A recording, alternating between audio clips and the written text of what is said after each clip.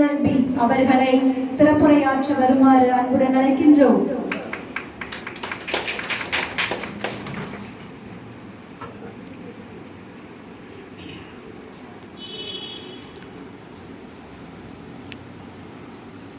கதிர் வெடித்து விளம்புல கடல் கொதித்து சூடாற்ற நதி வருமுன் மணல் தருமுன் நலமளர்த்த தமிழனங்கே உன் தாழ்பணிந்து வணங்குகிறேன்.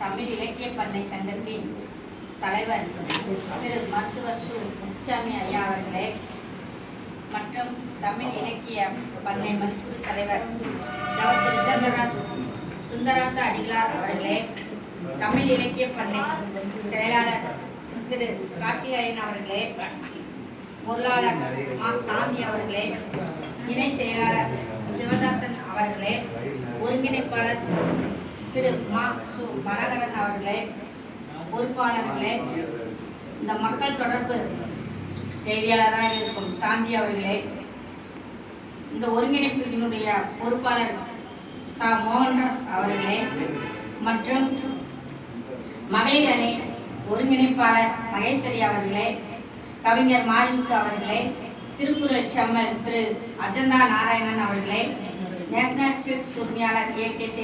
சீனிவாசன் அவர்களே, திருவள்ளுவர் மக்கள் சேவை மையம் திரு க. கிரி அவர்களே, புரவலர் ரத்னசாமி அவர்களே, திண்ணை பண்பாட்டு மையம் திருமதி கௌசல்யா அவர்களே மற்றும் இந்த மேடையில் வீற்றிருக்கும் ஆண்டோர்களே, சான்றோர்களே, அவையில் அமைந்திருக்கும் பாசமிகு அவையினர்களே, உங்கள் அத்தனை பேருக்கும் முதற்கண் என் கனிவான காலை வணக்கத்தை தெரிவித்துக் கொள்கிறேன். நாம் ஏன் சட்டம் தெரிஞ்சுக்கணும் அப்படின்னு ஒரு கேள்வி உங்கள் முன் வைக்கிறேன்.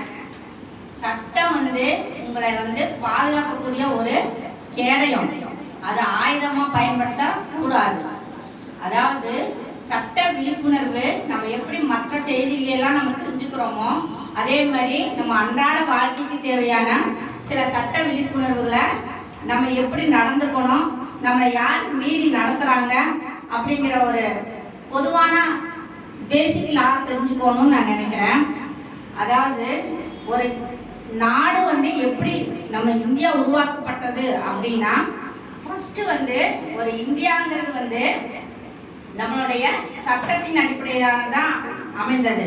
ஃபர்ஸ்ட் நம்ம இந்திய அரசியலமைப்பு சாசனம் 1950 உருவாக்கப்பட்டது. இந்த அரசியலமைப்பு சாசனம் ஒரு என்ன சொல்லுது அப்படின்னா, இந்தியாவில் பிறந்த ஒவ்வொருத்தருமே இந்தியனுடைய சட்டத்தின் ஆட்சியின் கீழே நம்ம ஆளப்படுகிறோம். சட்டம் எப்படி வழி நடத்துறதோ அது மாதிரி தான் நம்ம வாழ்ந்துட்டு இருக்கிறோம். அது நம்மளுக்கே தெரியறதில்லை. நம்ம நம்ம கேஷுவல் வாழ்க்கை வாழ்ந்துட்டு இருக்கிறோம். ஆனால் நம்மளை ஆட்சி செய்யறது சட்டம். அதனால அந்த சட்டத்தை பற்றி நம்ம கொஞ்சமாவது தெரிஞ்சுக்கணும். இப்போ நம்மளுடைய இந்தியா அரசியலமைப்பு சாசனம் என்ன சொல்லுது அப்படின்னா, நம்ம இந்தியாவில் பிறந்துட்டாவே போதும், நம்மளுக்கு அடிப்படை உரிமைகள் ஒரு 6 சொல்லுது. அதே மாதிரி கடமைகள் என்னென்ன இருக்கு அதுவும் ஒரு 10 சொல்லுது. இது ஒரு மனிதன் இந்தியாவில் பிறந்துட்டான், அவன் எதை வேணாலும் பேசலாம். எதை வேணாலும் பேசினா தப்பா பேசக்கூடாது, நல்லதா பேசணும்.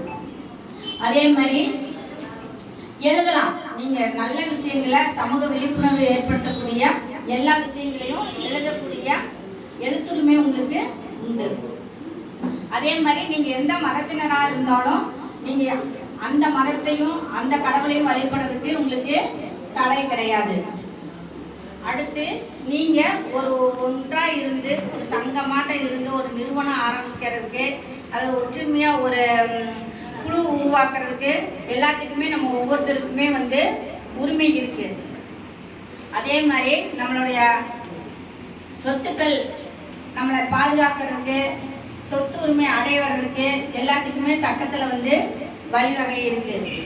அதே மாதிரி நம்மளுடைய கடமை அப்படின்னு சொன்னா நம்மளுடைய இந்திய தேசத்தை காக்கிறது, இந்தியாவினுடைய தேசிய கொடி. அதே மாதிரி அந்நிய நாட்டுகள் நம்ம நாட்டு மீது படையெடுத்தா நம்ம ஒவ்வொருத்தருக்குமே காக்கக்கூடிய கடமை, இதெல்லாம் ஒரு அடிப்படை கடமைகள்ல வந்துட்டு இருக்கு. இப்போ வந்து நம்மளுடைய இந்த இந்திய அரசியலமைப்பு சட்டமானது நம்மளை 3 சட்டங்களை வச்சு வழிநடத்துது. முதலாவது குற்றவியல் நடைமுறை சட்டம்.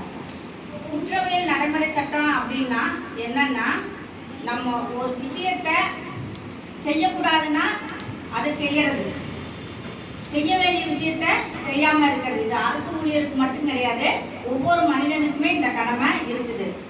அதாவது நாம வந்து இந்த சமுதாயத்துல எது சரியான பாதை, எது தவறான பாதை அப்படின்னு முதல்ல அறிஞ்சுக்கணும். நம்ம அன்றாட நம்ம வாழ்க்கையை எதிர்பார்க்குற விஷயம் ஒன்று, நேரம் நம்ம வண்டி எடுத்துட்டு பெட்ரோல் பங்க் போவோம், பெட்ரோல் புக் பண்ணுவோம், அங்கேயே நம்மளுக்கு ஆரம்பமாயிடும்.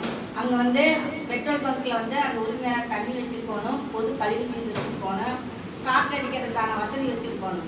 இதெல்லாம் வைக்கலைன்னா நீங்கள் அந்த மேனேஜரை கேள்வி கேட்கலாம்.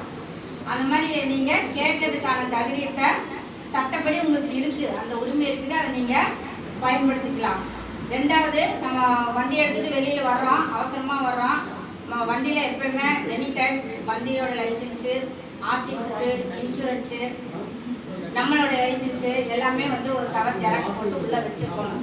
இதெல்லாம் வச்ச பிறகு போலீஸ்காரர் எதுவுமே வாங்க முடியல அப்படின்ட்டு மறுபடியும் உங்களை அத்துமீறி வார்த்தைகள் திட்டுறதோ அல்லது ஏதாவது சொன்னான்னா நீங்கள் உடனே ஃபோட்டோ எடுத்து, அந்த ஃபோன் வசதி இருக்குது, அதிலே நீ ஃபோட்டோ எடுத்து மெயிலே கம்ப்ளைண்ட் பண்ணலாம்.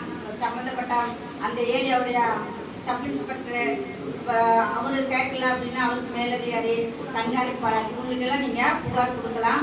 அதெல்லாம் கொடுத்து அவங்க எந்த ஸ்டெப்பும் எடுக்கல அப்படிங்கிற பட்சத்தில் இதுக்குன்னு ஒரு ஆணையம் இருக்குது, மனித உரிமை ஆணையம். மனித உரிமை ஆணையம் என்ன அப்படின்னு சொன்னால், நம்மளுடைய இந்திய அரசியலமைப்பு சட்டத்தில் சொல்கிற நம்மளுடைய உடைமைகளும் உயிர்களும் மானமும் நம்மளுக்கு வந்து இதுக்கு ஏற்படுற சமயத்தில் நாம் வந்து அந்த மனித உரிமையை வந்து நாடலாம். ஒவ்வொரு மாநிலத்திலையுமே மனித உரிமை இருக்குது. இதில் வந்து இந்தியாவும் ஒரு உறுப்பு நாடு. இது ஐக்கிய நாடுகள், இந்த உலகத்தில் இருக்கிற எல்லா நாடுகளையும் 163 நாடுகள் வந்து இதில் உறுப்பினராக இருக்காங்க.